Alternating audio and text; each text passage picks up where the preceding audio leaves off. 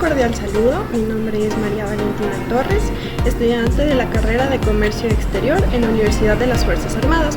El día de hoy vamos a hablar acerca de la evolución de la nomenclatura a través del tiempo. Imagínate esto, eres un importador en el año 1900 y quieres traer un cargamento de, digamos, lámparas de aceite desde Alemania hasta Argentina. Pero ¿cuál es el primer problema con el que te encuentras como importador? No es el barco ni el seguro, es el papeleo. ¿Por qué? Porque ¿cómo le puedes explicar a un funcionario de aduanas de Buenos Aires qué es exactamente lo que estás importando?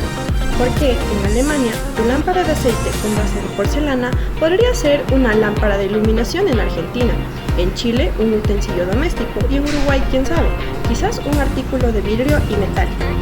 Sin un lenguaje en común, el comercio internacional era un completo caos.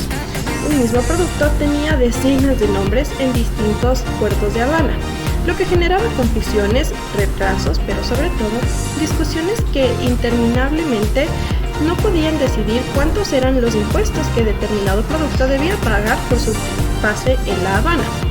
Hoy vamos a contar la historia de cómo la humanidad logró ponerse de acuerdo para crear un diccionario universal, para que las cosas que compramos y vendemos hoy en día puedan tener un lenguaje en común. La historia de la evolución de la clasificación arancelaria hasta llegar a lo que hoy conocemos como el maravilloso sistema armonizado. Vamos a empezar el capítulo 1 de esta sección como la Torre de Babel aduanera. ¿Por qué? Al principio, cada país era una isla que tenía su propia lista de productos, su propia nomenclatura y sus propias reglas. Esta fue la era de la nomenclatura nacional, como si cada país hablara su propio idioma, pero en aduanero. Esto, como nos podemos imaginar, fue un dolor de cabeza monumental. Primero, para los exportadores, quienes tenían que adivinar cómo clasificar un producto en cada país de destino. Para los importadores, que no podían predecir con exactitud cuántos eran los aranceles que estos productos debían pagar.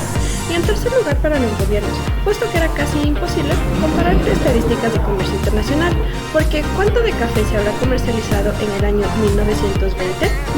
Es así que nace la necesidad de un idioma en común. El primer intento se vino por parte de la Liga de Naciones en 1937, que se llamó la Nomenclatura de Ginebra.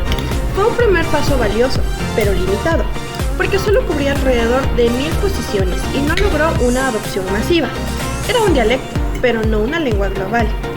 Pero ya había sembrado una semilla para empezar con una nomenclatura, lo cual fue un paso muy importante. Empezamos el capítulo 2 con el nacimiento de un gigante, el NCCA. Nos posicionamos al término de la Segunda Guerra Mundial, cuando Europa se estaba reconstruyendo con un comercio global. El problema de crear una nomenclatura y un lenguaje universal se volvió urgente.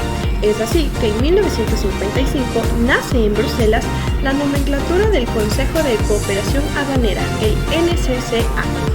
Este NCCA fue un cambio en el juego, porque por primera vez teníamos una estructura lógica y sistemática para poder clasificar productos.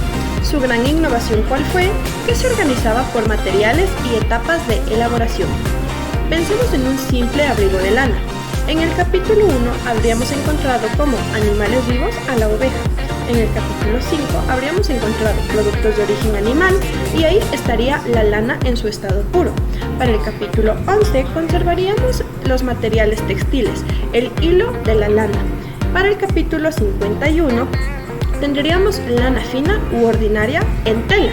Y finalmente en el capítulo 62 ya tendríamos prendas de vestir, es decir, el abrigo de lana totalmente terminado. Era brillante, podías seguir con tu vida porque podías seguir la vida de un producto a través de sus capítulos. El NCCA fue adoptada por la mayoría de países europeos y muchos otros alrededor del mundo. Por fin teníamos un idioma en común, pero aún no era perfecto. Algunas potencias como Estados Unidos y Canadá mantenían sus propios sistemas. La Torre de Babel seguía en pie, pero ahora era un poco más baja y ordenada. En el capítulo 3 encontramos la Revolución Armonizada. Finalmente llegamos a los años 70 y 80. El mundo se vuelve más complejo. El comercio es verdaderamente global. Era hora de dar el paso final. Bajo el paraguas del Consejo de Cooperación Aduanera, que hoy en día conocemos como la Organización Mundial de Aduanas, la OMA, Cientos de expertos de docenas de países se sentaron a crear la gran obra maestra que hoy conocemos como el Sistema Armonizado de Designación y Codificación de Mercancías, o como preferimos llamarlo, el Sistema Armonizado.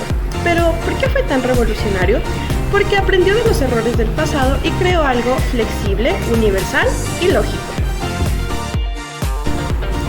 Empezamos por algo maravilloso en el sistema armonizado, que es, primero, su estructura de 6 dígitos.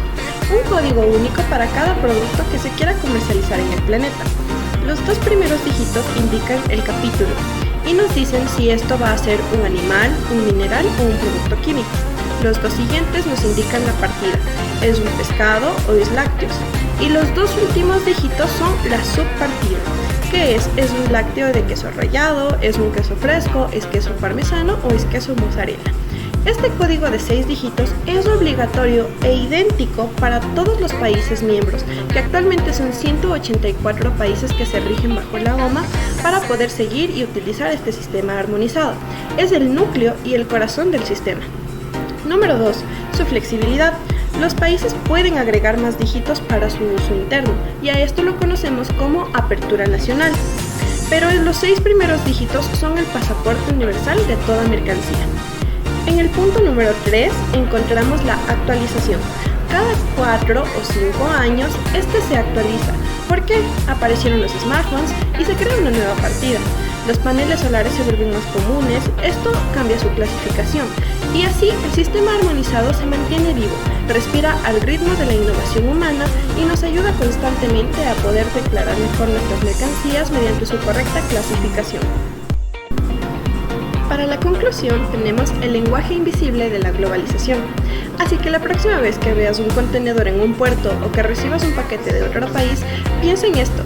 Detrás de ese simple gesto hay todo un lenguaje invisible, una codificación perfecta que permite que este producto viaje sin problemas de una frontera a otra. Evolucionamos de un caos de nombres nacionales a un estándar regional como el NCCA hasta llegar hoy en día al precioso sistema armonizado. El diccionario global que hoy por hoy usa más del 98% de todo el comercio mundial. Y no es solo una lista de números, es un tratado de paz comercial, un mapa de economía global y quizás uno de los proyectos de cooperación internacional más exitosos y menos celebrados de la historia. Es el lenguaje que en silencio mueve al mundo. Gracias por su tiempo.